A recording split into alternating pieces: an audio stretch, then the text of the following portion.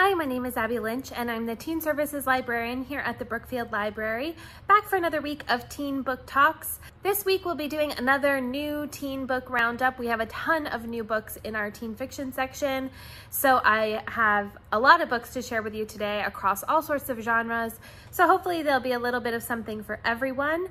We are open for our full hours for browsing. You can come on in and check the books out in person. You can also place holds online at brookfieldlibrary.org or give us a call at 203-775-6241 if you're interested in any of the titles today. And if you aren't interested in any of the titles today, please fill out a personalized reading suggestion form. I love to make the lists tailored just for you and your tastes. So find something today, but then also come ask for more suggestions. We love to do it. We'll start off today with a romance, What's Not to Love by Emily Wibberley and Siegemund-Broka. Since high school began, Allison Sanger and Ethan Malloy have competed on almost everything. AP classes, the school paper, community service, it never ends. If Allison could avoid Ethan until graduation, she would. Except, naturally, for two overachieving seniors with their sights on valedictorian and Harvard, they share all the same classes and extracurriculars. So when their school's principal assigns them the task of co-planning a previous class's 10-year reunion with the promise of a recommendation for Harvard if they do, Ethan and Allison are willing to endure one more activity together if it means beating the other out of the lead. But with all this extra time spent in each other's company, their rivalry begins to feel closer to friendship. And as tension between them builds, Allison fights the growing realization that the only thing she wants more than winning is Ethan. So this is available in print at the library, but we also have it in audiobook format on Hoopla. Next up is one I've been really excited to read, which is Off the Record by Camryn Garrett. Ever since 17-year-old Josie Wright can remember, writing has been her identity, the thing that grounds her when everything else is a garbage fire. So when she wins a contest to write about a celebrity profile for Deep Focus magazine, she's equal parts excited and scared, but also ready. She's got this. Soon, Josie is jetting off on a multi-city tour, rubbing elbows with sparkly celebrities, frenetic handlers, stone-faced producers, and eccentric stylists. She even finds herself catching feelings for the subject of her profile, dazzling young newcomer Marius Canet. Josie's world is expanding so rapidly, she doesn't know whether she's flying or falling. But when a young actress lets her in on a terrible secret, the answer is clear. She's in over her head. One woman's account leads to another and another. Josie wants to expose the man responsible, but she's reluctant to speak up, unsure if this is her story to tell. What if she lets down the women who have entrusted her with their stories? What if this ends her writing career before it even begins? There are so many reasons not to go ahead, but if Josie doesn't step up, who will? So that's Off the Record by Camryn Garrett. Next up we have Between Perfect and Real by Stoeve. Dean Foster knows he's a trans guy. He's watched enough YouTube videos and done enough questioning to be sure. But everyone at his high school thinks he's a lesbian, including his girlfriend Zoe and his theater director who just cast him as a non-traditional Romeo. He wonders if maybe it would be easier to wait until college to come out. But as he plays Romeo every day in rehearsals, Dean realizes he wants everyone to see him how he really is now, not just on the stage, but everywhere in his life. Dean knows what he needs to do. Can playing a role help Dean be his true self? So that's Between Perfect and Real by Stoeve, and it's available also as an ebook on Hoopla. Next we have Lucky Girl by Jamie Pacton. 58,642,129. That's how many dollars 17-year-old Fortuna Jane Bellwether just won in the lotto jackpot. It's also about how many reasons she has for not coming forward to claim her prize. Problem 1. Jane is still a minor, and if anyone discovers she bought the ticket underage, she'll either have to forfeit the ticket or worse. Problem number 2. Let her hoarder mother cash it. The last thing Jane's mom needs is millions of dollars to buy more junk. Then, problem number 3. Jane's best friend, aspiring journalist Brandon Kim, declares on the news that he's going to find the lucky winner. It's one thing to keep her secret from the town. It's another thing entirely to lie to her best friend, especially when Problem number 4. Jane's ex-boyfriend Holden is suddenly back in her life, and he has big ideas about what he'd do with the prize money. As suspicion and jealousy turn neighbor against neighbor and no good options for cashing the ticket come forward, Jane begins to wonder, could this much money actually be a bad thing?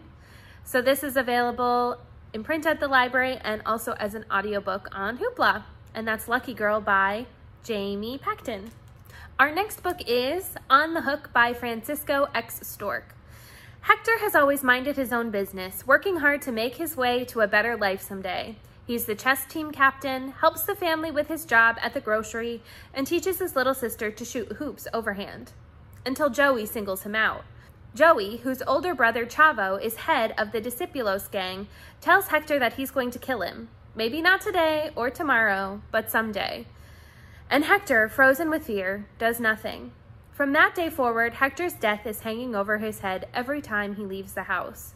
He tries to fade into the shadows, to drop off Joey's radar, to become no one. But when a fight between Chavo and Hector's brother Fili escalates, Hector is left with no choice but to take a stand. The violent confrontation will take Hector places he's never expected, including a reform school where he has to live side by side with his enemy, Joey. It's up to Hector to choose whether he's going to lose himself to revenge or get back to the hard work of living. On the Hook by Francisco X. Stork is also available on audiobook on Hoopla.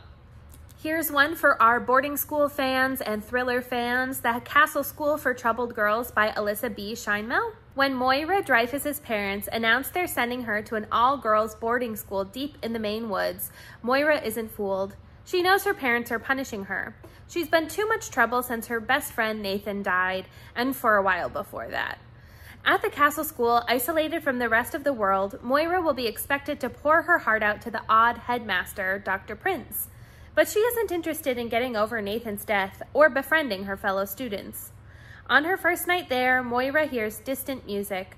On her second, she discovers the lock on her window is broken. On her third, she and her roommate venture outside and learn that they're not so isolated after all. There's another, very different castle school nearby. This one filled with boys whose parents sent them away too. Moira is convinced that the castle schools and the doctors who run them are hiding something, but exploring the schools will force Moira to confront her overwhelming grief and the real reason her parents sent her away. That's The Castle School for Troubled Girls by Alyssa Sheinmel.